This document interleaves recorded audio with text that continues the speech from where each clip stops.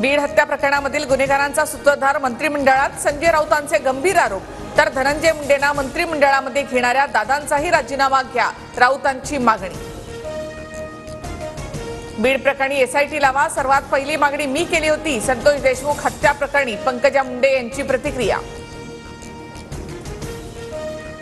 वाल्मिक कराडला अटक झाली पाहिजे, संदीप क्षीरसागर यांची मागणी. तर मंत्री असल्यामुळे तपासामध्ये पोलिसांवर दबाव येत असल्याचीही शंका व्यक्त.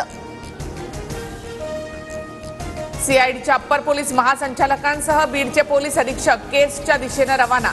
हत्या झालेल्या ठिकाणाची दोघे जण पाहणी करणार. शरद पवारांपाठोपाठ आता उद्धव ठाकरे सुद्धा बीडचा दौरा करणार. 2 किंवा 3 जानेवारीला बीड आणि परभणी दौरा. देशमुख कुटुंबाची सांत्वनपर भेट घेणार.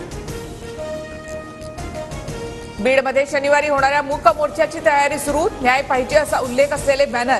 शनिवारच्या मोर्चामध्ये शरद पवारांसह सर्वपक्षीय नेते सहभागी होणार.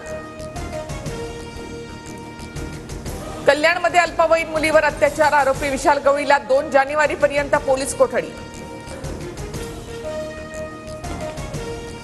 कल्याणमधील घटना गंभीर, विकृतांना कठोर शिक्षा झालीच पाहिजे, मुख्यमंत्र्यांची प्रतिक्रिया. तर आरोपीला फाशी होईल हे सुनिश्चित करा, फडणवीसांचे आदेश. सतीश वाघ हत्या प्रकरणामध्ये मोठी अपडेट. पत्नीनेच हत्येची सुपारी दिल्याची धक्कादायक माहिती समोर. पत्नीला अटक. सतीश वाघ पुण्याचे आमदार योगेश टिळेकर यांचे मामा.